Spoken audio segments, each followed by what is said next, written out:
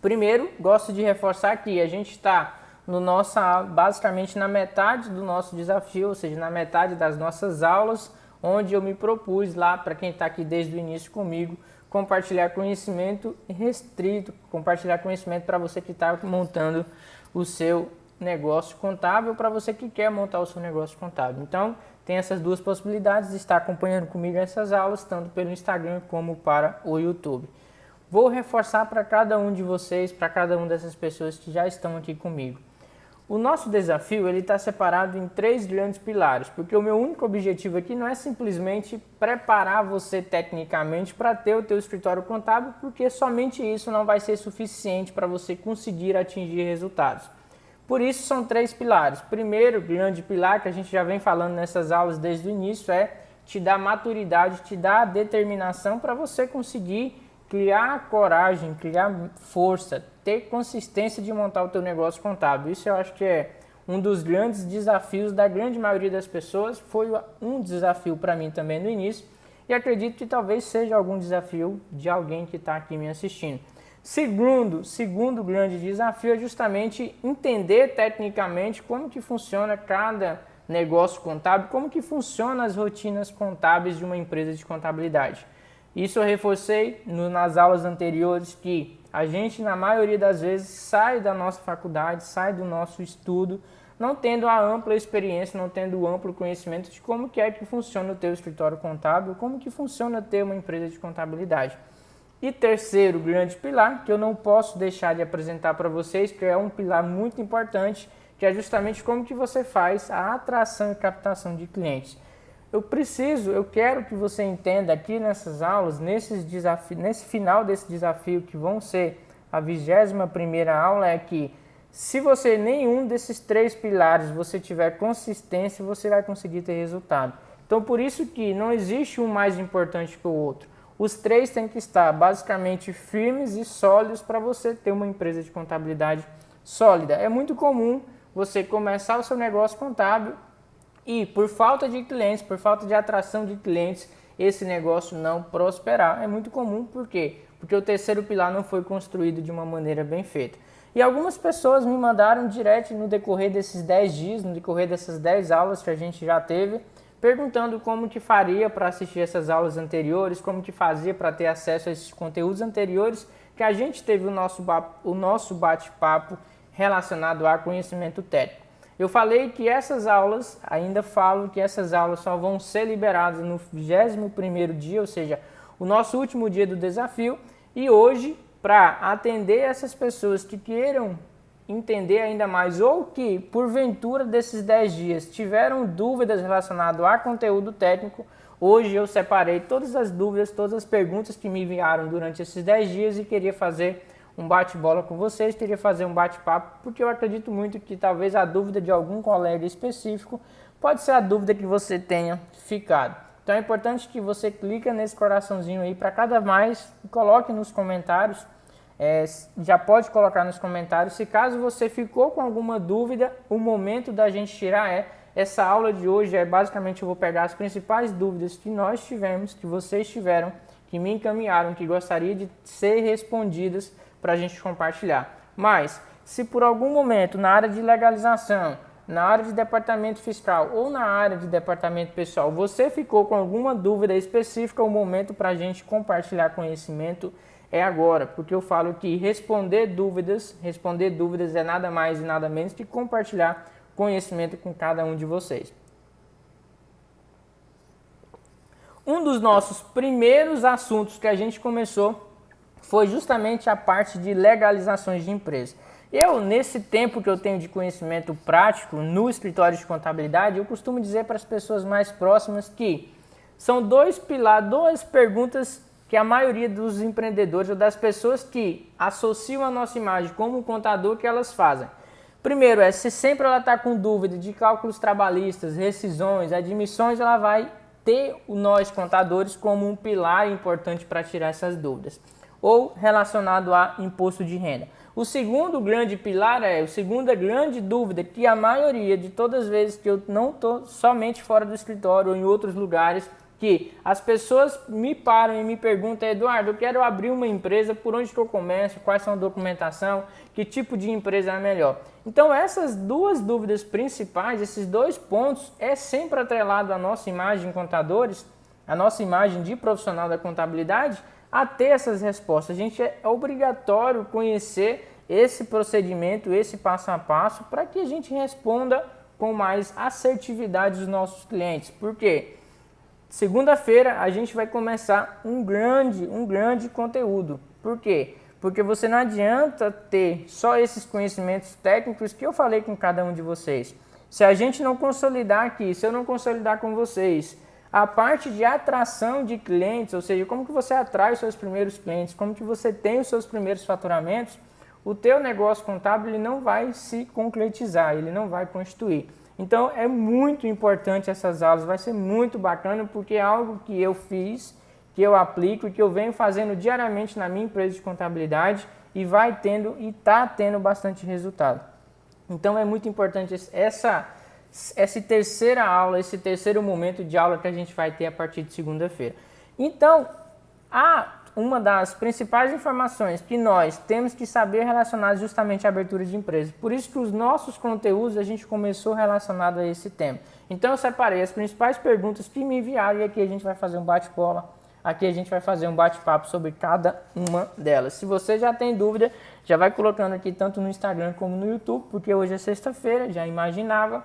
Muita gente ainda já entrando em clima de feriadão, mas hoje eu ouvi uma frase bastante interessante: se o Brasil está parado, se você está parado, é hora de se capacitar, é hora de entender, é hora de ter conhecimento, porque quando isso tudo passar, você que está aí do outro lado tem que estar preparado, para esse momento que ele vai passar.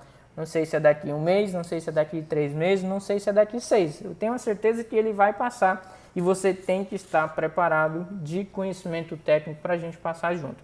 Então vamos lá. A primeira e maior pergunta que eu recebo de colegas formados em contabilidade que não têm a experiência prática, não sabem a rotina prática de um escritório de contabilidade é: Eduardo, se um cliente me parar, se um possível cliente me parar e perguntar por onde eu começo para abrir o meu CNPJ? Essa é a típica pergunta que o seu possível cliente inicialmente vai ter quando ele te vê. Lembra que eu falei lá no início das nossas aulas? O empreendedor, a pessoa que quer começar um negócio, ele te vê como detentor da informação. Então, se esse momento você fraquejar, você não der uma notícia concreta, uma informação concreta, já é 100% quase de certeza que você vai perder esse cliente. Então, o que você tem que saber nesse primeiro momento aqui? Por onde começar para abrir o meu CNPJ? Essa é a primeira pergunta. O que você tem que entender? A abertura de uma empresa em si, a abertura de um CNPJ específico, ela se resume um pouco de conhecimento técnico para você tomar as decisões junto com clientes, como por exemplo, qual o melhor tipo de empresa abrir, se ele abre sozinho, se ele abre com sócio, qual o regime de tributação que ele vai enquadrar nesse primeiro momento. Basicamente é essa primeira informação que você precisa ter. O segundo momento se resume basicamente em processos burocráticos que você vai ter que fazer perante alguns órgãos. Nada mais e nada menos depois que você colheu essas informações dos seus clientes, você vai pegar essas informações e vai dar entrada em alguns órgãos. Então o processo começa como? Começa numa sentada com esse cliente, você vai se reunir com esse cliente e vai pegar algumas informações deles para você entender qual a real situação, qual a real necessidade que ele tem para você oferecer o melhor tipo de empresa. Depois que você está municiado dessas informações e dessa documentação necessária, e se para você que chegou agora que perdeu essa aula, tem lá no meu canal do Telegram a lista de documentação necessária que você vai pegar ela e pedir para o seu cliente para você fazer a abertura dele. Então você pode entrar lá e baixar gratuitamente. Então, esse primeiro momento é o momento de você sentar com ele e tomar algumas decisões. Quais são essas decisões? Quais são essas informações? Basicamente, pela minha experiência no meu escritório contábil, ele quer saber de duas coisas. Qual o melhor tipo que ele pode escolher de empresa para ele pagar menos impostos e qual é o melhor jeito que ele fica mais seguro para abrir a empresa dele. Então, essas as duas, ele não vai perguntar outra coisa. Ele vai perguntar basicamente essas duas informações. Eduardo, Como que eu faço para abrir minha empresa e pagar menos impostos? E aí a primeira informação, a primeira sacada que eu compartilhei com quem estava aqui comigo é: você tem que saber que a quantidade de impostos que ele vai pagar está atrelado no regime tributário, ou seja, no regime tributário que aquela empresa vai adotar. É muito comum os clientes chegarem até você e achar que se ele abrir sozinho ou se ele abrir com mais pessoas, vai interferir no regime tributário, ou seja, vai interferir na quantidade de impostos que ele vai pagar. Então a primeira informação que você já tem que passar para ele é: fulano, o que vai determinar a quantidade de impostos que você vai pagar é o regime tributário, ou seja, o regime tributário que ele escolheu. Então quais são os regimes tributários que a gente tem hoje no Brasil disponível? A gente tem o Simples Nacional, a gente tem o lucro presumido e a gente tem o lucro real. Então é basicamente essas três opções que você tem, que você vai passar para ele decidir, para vocês decidirem juntos relacionado à quantidade de imposto que ele vai pagar. O que você precisa entender nessa aula de resumão de hoje é que se ele vai abrir individual, se ele vai abrir com sócio, não interfere no regime tributário, não interfere na quantidade de impostos que ele vai pagar. Muita gente acha que abrir com sócio você vai pagar mais impostos. Então não vai, isso é um mito, isso não existe. Então, a primeira coisa é entender que você como profissional, ao tomar a decisão junto com ele, é o regime tributário que vai determinar quanto ele vai pagar de imposto. Passo 1. Relacionado a regime tributário. Como que eu sei definir basicamente qual a necessidade que o meu cliente tem de regime tributário? Basicamente é duas informações principais: faturamento, ou seja, quanto ele vai faturar, e atividade. Basicamente são esses dois pontos mais principais que você vai ter que levar em consideração. Se caso esse seu cliente for bem pequenininho relacionado ao faturamento e for de até R$80 mil, você já pode oferecer para ele de repente um microempreendedor individual, que é um regime que basicamente quem fatura até R$80 mil é sozinho e aquela atividade está na lista do portal do empreendedor, já é uma opção que ele vai ter, que é o microempreendedor individual. Entrando nesse contexto de microempreendedor individual, muitas pessoas confundem, muitas pessoas acham que ME e microempreendedor individual é a mesma coisa. Então essa é a segunda maior pergunta que eu recebo. Eduardo, ME e MEI é a mesma coisa? Vamos lá, vamos entender os conceitos. Quando você vai nascer uma empresa, basicamente ela tem as opções de MEI, que é a micro, pequena empresa, bem o carinha que vai faturar só R$80 mil, aquele que é atendido pelo Sebrae. Então é o MEI. Ele tem o Simples, MEI, não pode ser MEI. Qual é a escada que ele vai seguir? MEI, não pode ser MEI. Simples, Simples Nacional, qual a regra? Duas principais: faturamento de até 4 milhões e 800 e lista de atividade permitida. Essas as duas opções. Eu não posso ser simples. Qual a terceira opção? Você pode ser lucro presumido. Lucro presumido, você tem os critérios de apurações que a gente falou na aula de departamento fiscal, de rotinas de departamento fiscal. E eu não posso ser lucro presumido, eu tenho a quarta opção, que é lucro real. Então, basicamente, ao você conversar com o seu cliente, ou ele vai ser MEI, ou ele vai ser simples, ou ele vai ser presumido, ou ele vai ser lucro real. É esses 4 tipos de empresas que vai determinar o quanto ele tem de impostos para pagar. É isso que vai determinar. O MEI, obviamente, ele tem que ser somente individual, então isso já é uma regra, tem que ser um único empresário, então o MEI só pode ser individual. Agora, tanto o simples como o presumido, como o lucro real, a natureza jurídica, ou seja, a forma de constituição, pode ser individual ou pode ser consórcio. Você não faz diferença para esses 3 regimes tributários que a gente tem.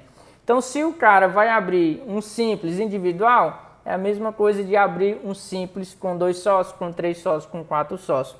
Aonde que entra o ME e aonde que entra o EPP nessa jornada que muita gente confunde? Aqui o cara é MEI.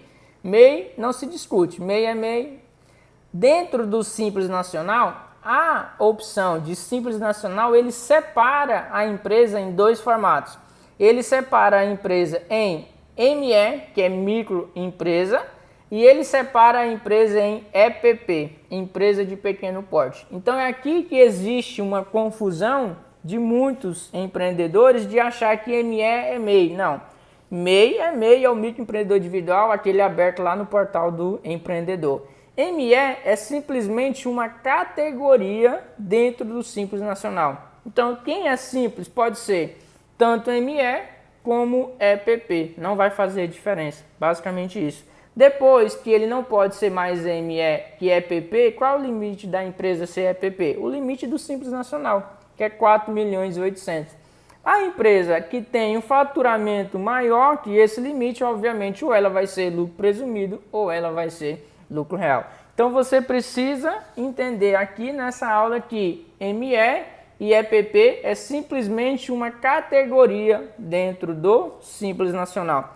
E dentro de benefícios, eu falo isso pela minha prática de escritório de contabilidade, a grande maioria do Simples, quem estava aqui comigo ontem na aula de hoje, a gente falou de obrigação acessória.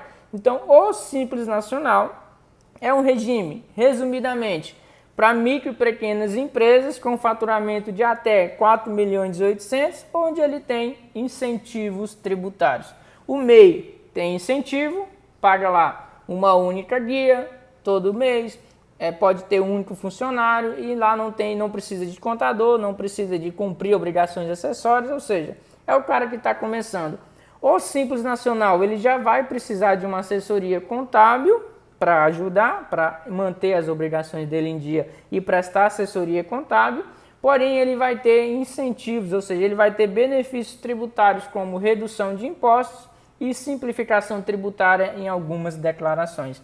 Então, a maioria das empresas que são abertas no Brasil, elas são Simples Nacional, justamente está nesse limite de faturamento de até 4.800.000.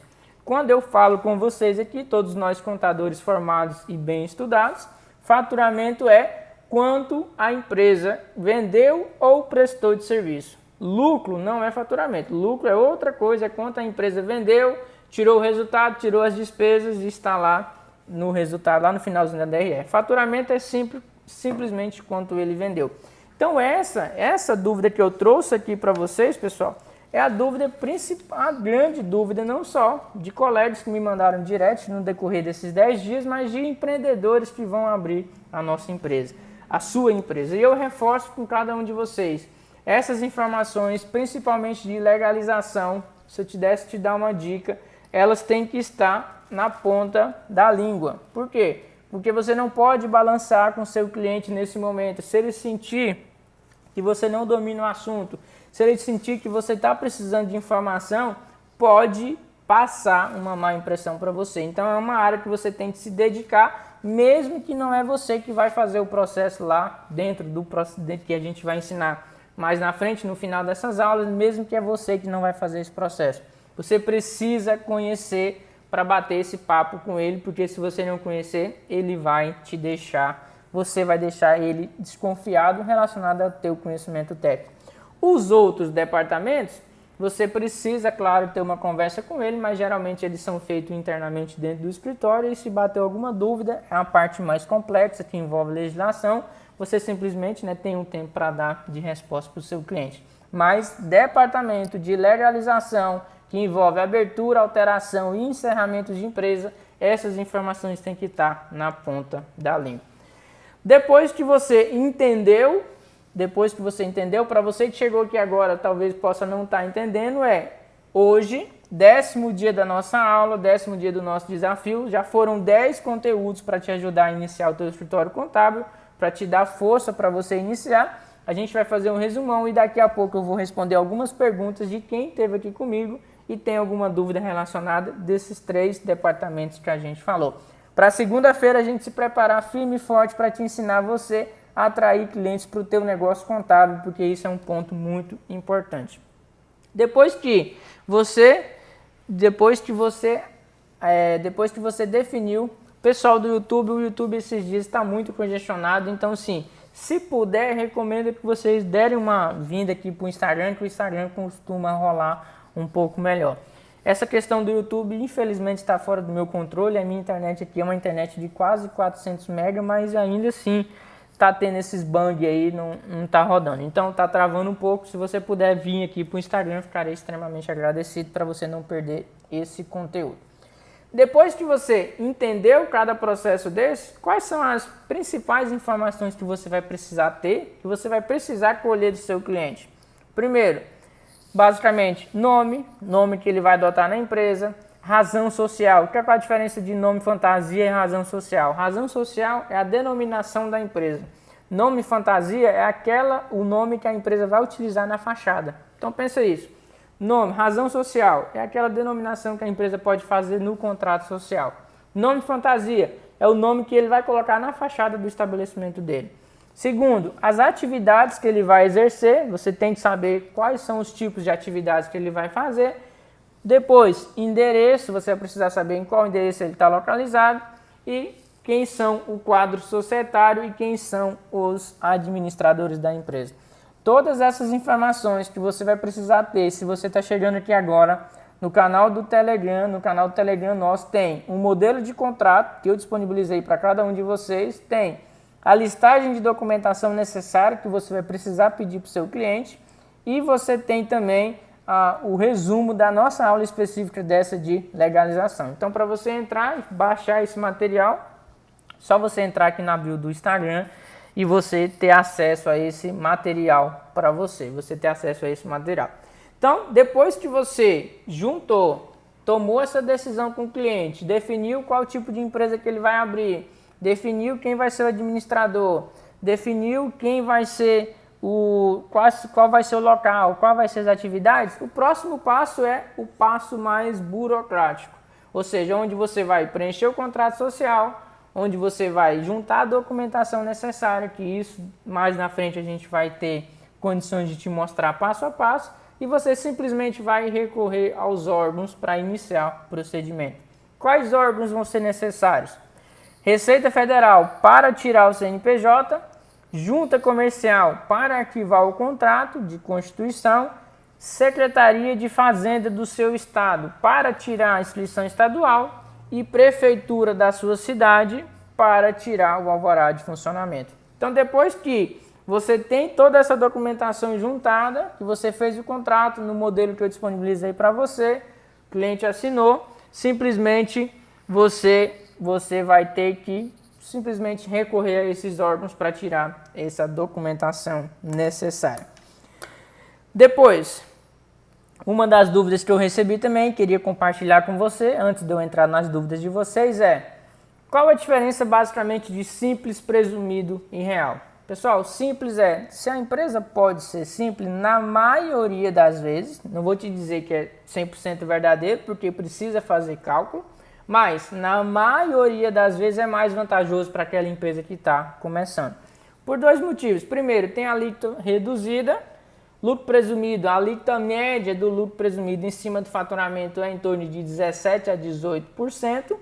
E o Simples Nacional já começa com a alíquota de 4%. Então, na maioria das vezes, se a empresa tem um faturamento de até 4.800.000, é mais vantajoso ele ser Simples Nacional. A diferença de cada uma delas é que o Simples, você paga os impostos tudo numa única guia, simplificação tributária, essa guia chama DAS, que essa guia ela é vencida todo mês. Quando você sai do Simples Nacional, todo o critério de simplificação tributária, ela deixa de existir. Então você vai ter que começar a ter apurações de impostos separados, cada imposto que você vai ter que pagar é uma única guia. Você já vai começar a ter declarações acessórias específicas para cada imposto. Então, se fosse para te dizer um resumo principal de qual que é a diferença entre simples, presumido e real, resume-se em redução de carga tributária no simples e simplificação tributária. Isso a gente viu muito mais a fundo nas nossas aulas de departamento fiscal, onde eu te mostrei de forma bem mais resumida, de forma bem mais didática, qual a diferença de cada uma delas. O que você precisa entender é que os três são regimes tributários diferentes que as empresas podem adotar. Uma outra pergunta também muito comum é qualquer empresa pode ser simples? Não. Não é toda empresa que pode ser simples. Tem que ver o faturamento, se esse faturamento é de até 4.800.000 e tem que ver se essa atividade ela é uma atividade permitida no Simples Nacional. Basicamente são essas duas informações que você vai ver. Eduardo, tem como eu saber a atividade permitida? Tem, existe um site que você bota, pode até colocar aí no Google, consulta atividade simples, que você vai dizer a atividade que o teu cliente vai exercer e ele vai te dizer se ela pode ou não pode ser permitida no Simples Nacional. Por quê, pessoal? Queria deixar um adendo aqui muito importante para você que está entrando agora nesse momento. Para você que está entrando agora nesse mundo de ter o teu próprio escritório de contabilidade. A questão do regime tributário já tem que ser pensado antes, no momento da Constituição. Por quê? Porque vamos imaginar que o seu cliente vai ser um cliente com faturamento de até 4.800.000, ou seja, enquadra perfeitamente dentro do Simples Nacional, mas por algum descuido ou por alguma falta de análise, você incluiu uma atividade não permitida no Simples Nacional. Que de repente ele nem vai exercer porque ele queria que colocasse essa atividade no contrato. Se essa consulta de atividade, é importante você checar antes da Constituição, antes de você constituir de fato a empresa para o cliente. Porque se de fato ele vai te dizer, eu quero fazer isso, quero fazer isso, quero fazer isso, quero fazer isso, quero fazer isso. Vai te dizer lá tudo que ele quer fazer na empresa dele. O passo 1 que você deve fazer é pegar tudo isso que ele disse, encontrar as atividades que vai se encaixar, que vai permitir ele fazer isso. E o segundo passo é dizer para ele, consultar se essas atividades elas podem ser Simples Nacional. Porque se não puder, já é uma opção que você já tem que mostrar para ele e dizer, olha, essa atividade que você está querendo executar, ela não é permitida no Simples. Você realmente vai fazer ela? Porque se realmente você for fazer, a gente já tem que cogitar o lucro presumido ou o lucro real. Não, de repente eu coloquei porque eu ia pensar em usar daqui 1 ano, daqui 6 meses. Então não é viável a gente colocar isso no momento. Então é importante porque senão, se você não fizer isso, quando você constituir a empresa dele e for pedir um enquadramento, vai ser indeferido. Por quê? Porque existe uma atividade impeditiva. E eu falei aqui anteriormente que o período de enquadramento é 30 dias após a última inscrição. Então, de repente, se você for fazer uma nova alteração, tirar essa atividade, possa ser que você perca o prazo do Simples Nacional. Então, é um adendo que eu faço aqui para a gente que está começando, para você que está começando, assim como eu comecei também, que por falta de informação, a gente de repente comete algumas falhas normais, pelo fato de a gente não conhecer toda a rotina, em você não fazer essa consulta previamente antes. Se vocês tiverem dúvidas, eu vou responder algumas dúvidas de vocês aqui, para a gente finalizar com chave de ouro esse pilar importante que eu considero para a gente que está abrindo. Porque, pessoal, quando nós decidimos, eu gosto muito de falar nós com vocês, porque eu também decidi isso. Eu também já fui, assim como você que está aí, de repente, me assistindo do outro lado. Não tinha conhecimento prático, tinha desejo de empreender, tinha desejo de ter a minha própria empresa de contabilidade. E eu fui atrás disso, fui atrás de treinamentos, fui atrás de cursos, montei a minha empresa de contabilidade, tenho uma estratégia muito ativa de captação de clientes, porque é isso que me fez fortalecer até onde eu estou. Por quê? Eu no início acreditava que viver de indicação era algo que iria me satisfazer e realmente não satisfez. E eu tive que buscar outras alternativas, fazer outros treinamentos para encontrar uma saída. E eu encontrei uma saída específica que é a forma de fazer a atração de clientes. Então é isso que me fez estar onde está aqui, onde eu estou aqui hoje. E é isso que eu quero compartilhar com vocês. Não adianta nada a gente ter só o conhecimento técnico. Se a gente não aprender como atrair clientes, a gente não vai resolver. Eu falo que eu vou responder as perguntas de vocês porque eu também tinha dúvidas de cada departamento quando eu comecei. E quem me dera se eu tivesse tido aulas ou pelo menos ter o primeiro contato. Porque aqui o objetivo dessas 21 aulas não é que você saia 100% preparado. É que você comece a despertar em você mesmo a sementinha do conhecimento para que nas próximas oportunidades, nas próximas aulas que a gente vier a gente fazer isso de forma prática que vai te ajudar muito, muito no teu conhecimento e na tua segurança de montar. Porque montar um escritório de contabilidade nada mais é a gente ter segurança em conhecimento técnico e a gente ter segurança que nós vamos atrair clientes. Acho que isso é um dos pontos mais importantes para a gente que está começando. O Ademir me perguntou, Eduardo, você teria o processo que deve ser feito em cada setor? Por exemplo, eu tenho conhecimento fiscal e basicamente recebo notas de entrada e saída, faço lançamento, análise e gero os impostos. Na aula de departamento fiscal, Aldemir, que eu falei, que a gente compartilhou de conhecimento? Olha, o departamento fiscal ele tem 2 pontos bem importantes. Primeiro, cumprir as obrigações acessórias e segundo, realizar as apurações de impostos. Então, sim, a gente vai ter na aula 21 uma espécie de rotina, um passo a passo para a gente fazer todo esse conhecimento técnico que a gente vai absorver em 20 dias, virar conhecimento prático, ou seja, gravando tela de computador, mostrando o passo a passo de como que isso ocorre. Basicamente, o departamento fiscal é mais ou menos essa sequência. Você vai apurar os impostos e você vai enviar as declarações acessórias para esses governos. Quais declarações acessórias? Se você não assistiu, ainda dá tempo de assistir, porque essa aula sai do ar só amanhã de manhã, a aula onde eu explico quais são cada uma dessas obrigações acessórias que você vai ter que fazer. Então, o fluxo é basicamente um pouco disso. Você pega tudo aquilo que o seu cliente comprou, pega tudo aquilo que o seu cliente vendeu, lança em um sistema contábil, faz as apurações de cada tributo, envia a guia para o seu cliente pagar e logo em sequência, depois, antes de fechar o mês, você faz a informação para o governo, que se chama obrigação acessória, ou seja, você dizer um resumão de tudo que aconteceu na empresa do seu cliente naquele período, naquele determinado tempo. Bem básico, eu não sei se a sequência nos outros departamentos, você teria algo para a gente desse tipo? Ah, entendi.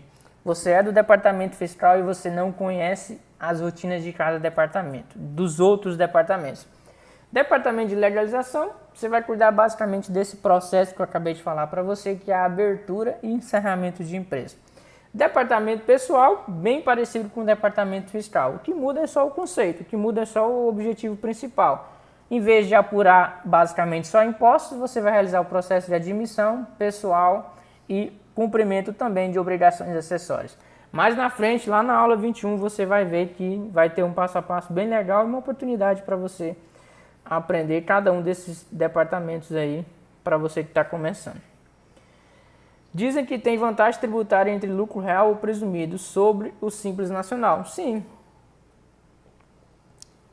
Existe, Robson. Por isso que é muito importante que regime tributário não dá para ser decidido simplesmente no achômetro. Eu vou fechar o olho aqui e agora eu vou ser presumido.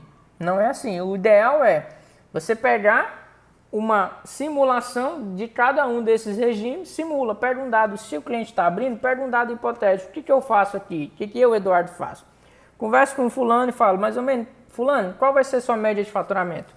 Vou faturar inicialmente 30 mil reais por mês, 50 mil reais por mês. Então eu pego essas informações que ele está me passando, é importante, e faço uma simulação dos 3 regimes. Se eu fosse simples, quanto eu pagaria de imposto? Se eu fosse presumido, quanto eu pagaria de imposto? Se eu fosse real, quanto eu iria pagar de imposto? Com essas análises eu tomo uma decisão. É importante você destacar para o cliente que essa primeira decisão ela é tomada com as informações que ele passa. Nem necessariamente essas informações se concretizam. Faturamento pode ser menor como pode ser maior. Agora, depois você, com os dados de contabilidade, com os dados de faturamento reais, você refaz uma nova análise para continuar tendo a certeza que aquele regime que você está ou um outro regime ele é mais vantajoso. Mas sim, existe sim possibilidades do Simples Nacional, o lucro real, por exemplo, ser melhor que o Simples Nacional. Existe e tem que ser avaliado, individualmente. Robson, uma empresa inapta é reativada agora, como enquadrar no Simples agora? Então, Robson, essa questão de enquadramento do Simples, como é que funciona? Ela tem 2 regras principais, para empresas que foram constituídas e para empresas que já estão constituídas. Para empresas que já estão constituídas, a única opção que você tem de enquadramento é simplesmente no início de cada ano, só em janeiro. Então, se essa empresa já está constituída, você não tem mais gap para enquadrar ela agora, vai ter que esperar janeiro de cada ano. Então, se essa empresa estava inapta, provavelmente ela já é constituída. Então, a única opção que você vai ter é somente em janeiro, agora do próximo ano, de 2021 para solicitar o enquadramento dessa empresa. Infelizmente não tem outra opção. Para a galera do YouTube, André, e porventura se o cliente resolveu ser Simples Nacional e não atingiu mais que 80 mil anual, como funciona? Provavelmente pelo valor que você está me dizendo que 81 mil anual, estaria dentro do limite do MEI, né?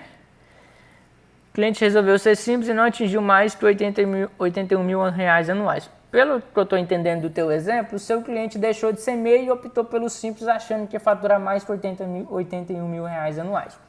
Mesma coisa do exemplo que eu acabei de falar para o Robson, né? Você só tem a janela de oportunidade em janeiro de cada ano. Então, quando chegar lá em janeiro de cada ano, você pode, se o seu cliente continuar com faturamento baixo, enquadrar ele como microempreendedor individual. Mas enquadramento e regime tributário tem que ter muito cuidado, porque é uma decisão que vai impactar basicamente o ano inteiro. Então, não dá para ser tomado sem números, né? Agora, se o cliente, por isso que eu falei, no início da atividade, geralmente a gente lida muito com isso. O cliente acha, né? Pode concretizar tanto para mais como para menos. Nesse caso, ele foi infeliz de não ter concretizado o faturamento e ele perdeu o benefício de ser MEI, poderia ter sido MEI. Mas não tem como André voltar atrás. Infelizmente, costumo dizer, né? Uma bala disparada, ela não volta. Então, você tem uma janela de oportunidade só no próximo ano para, se ele continuar com esse faturamento baixo, ser microempreendedor individual. Giovana, boa noite. Gostaria de saber se eu tenho experiência em escritório de contabilidade, não estando formada, mas em conclusão do bacharel, se posso trabalhar prestando serviço por contador por conta própria. Não. Você só pode ser contador a partir do momento que você tira o teu registro de CRC. Não há possibilidade de... Porque você não vai ter, por exemplo, número de CRC e na hora de você fazer as constituições, é obrigatório você informar já um contador habilitado para ser responsável técnico. Então, infelizmente, você tem que se esperar a conclusão, tirar o seu registro para poder sim ter o teu próprio escritório. Ou ir contratando um contador para assinar o balanço caso necessário. É uma situação delicada de eu dar a minha opinião, mas não vejo isso como forma legal de se fazer, porque o escritório basicamente ele vai ser seu. Então, para você ter o teu escritório de contabilidade, primeiro você nem consegue abrir ele, porque você não vai conseguir tirar o registro no CRC, pelo fato de você não ser contador responsável. Então, basicamente, foram essas as principais dúvidas. O intuito dessa aula aqui era justamente eu compartilhar um resumão para que segunda-feira a gente comece com o pé direito sobre as opções e estratégias para você conquistar ainda mais clientes. Se você está gostando dessas aulas, a gente chegou na média, ou seja, chegamos na metade dessas aulas, foram 10 dias para a gente já estar aqui fazendo esse bate-papo. Segunda-feira, eu espero cada um de vocês aqui às 20 horas para a gente debater e eu te mostrar passo a passo como que você consegue montar o teu escritório já fazendo a atração de clientes para o teu negócio contábil. E lembre-se, se você tem dúvidas, me mandem no direct ou me mandem lá pelo Instagram, que eu vou ter o maior prazer em responder cada um de vocês. Lembre-se, segunda-feira é muito importante as aulas que a gente vai começar. Porque sem clientes o seu negócio ele não existe. Sem clientes você não consegue ter faturamento na tua empresa de contabilidade. Então se preparem para conhecimento ainda mais top e ainda mais aprofundado de como montar o teu escritório de contabilidade. Um forte abraço para cada um de vocês, um excelente final de semana e a gente se vê na próxima segunda-feira. Lembrando que agora as aulas elas não estão ficando mais salvas pelo Instagram, pela uma atualização do próprio Instagram. Então a oportunidade de você estar aqui comigo pelo Instagram é somente ao vivo. Forte abraço, um excelente final de semana para cada um de vocês e a gente se vê na segunda-feira.